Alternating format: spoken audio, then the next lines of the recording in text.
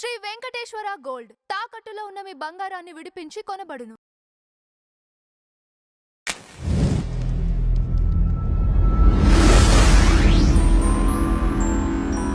Madam నమస్తే. నమస్తే అండి.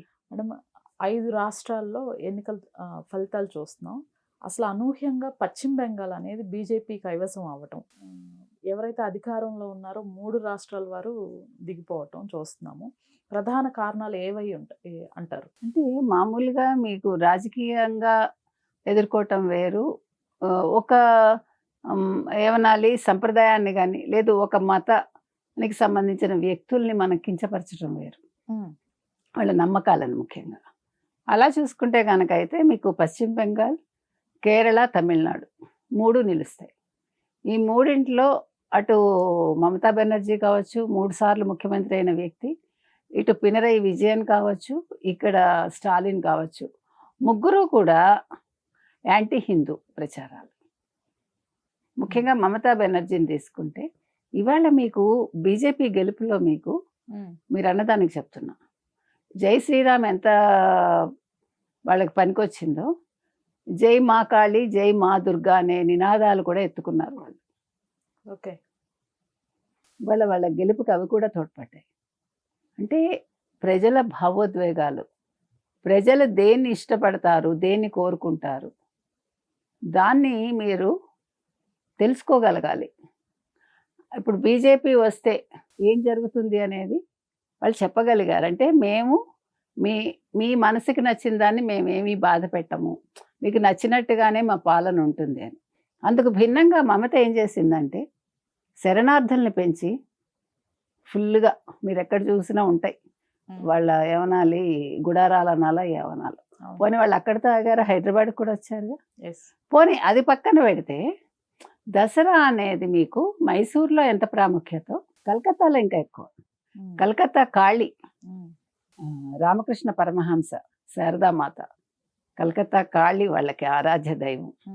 ఈవెన్ కలకత్తాలో చాలామందికి కాళీమాతే. అటువంటి కాళీమాతకు సంబంధించి దసరా ఉత్సవాల్లో ఆవిడ అడుగడుగున ఆటంకాలండి, ముస్లిమ్స్ని సపోర్ట్ చేస్తూ. చాలా తప్పు కదా. ఇది ఏ రాష్ట్ర ముఖ్యమంత్రి అయినా గమనించుకోవాలి. ఇప్పుడు మేము ఈ ఫలానా మతానికి లేదా ఒక క్రిస్టియన్స్కో ఒక ముస్లిమ్స్కో మేము కొమ్ము కాస్తున్నామంటే రేపు పొద్దున్న నువ్వు ఎందుకు పనికి రాకుండా పోతావు.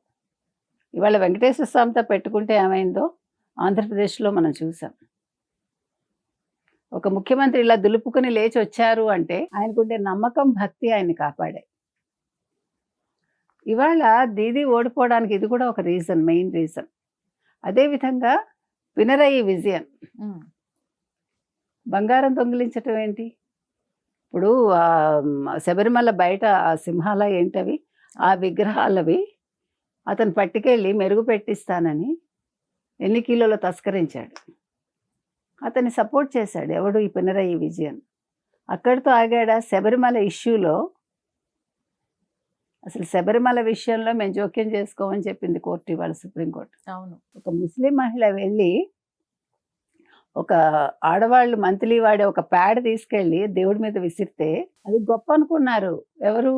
ఏమంటే లెఫ్ట్లు కావచ్చు, లేకపోతే పినరయి విజయన్ కావచ్చు, మరొకళ్ళు కావచ్చు. ఇవాళ లవ్ జిహాద్, ఇవాళ కేరళ స్టోరీ, ఇవన్నీ ఎక్కడి నుంచి వచ్చాయి?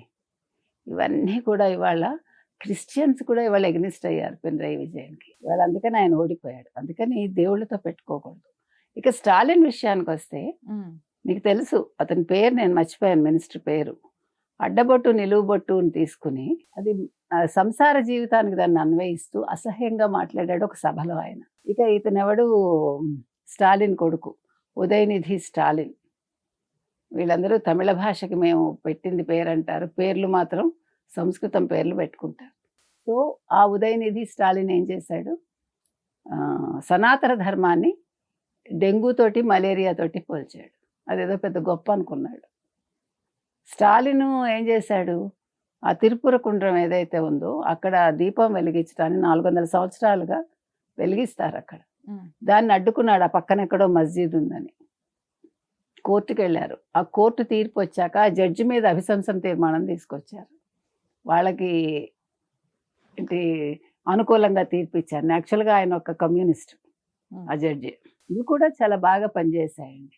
అంటే కర్ణుడి చావుకి ఏదో కారణాలు అన్నట్టుగా మెయిన్ కారణాలు మాత్రం ఖచ్చితంగా మీరు ధర్మాన్ని వ్యతిరేకించిన హిందూ ధర్మాన్ని, హిందూ దేవీ దేవతల్ని మీరు తిట్టినా లేదు అవమానపరిచినా దానికి ఫలితం ఇలాగే ఉంటుంది.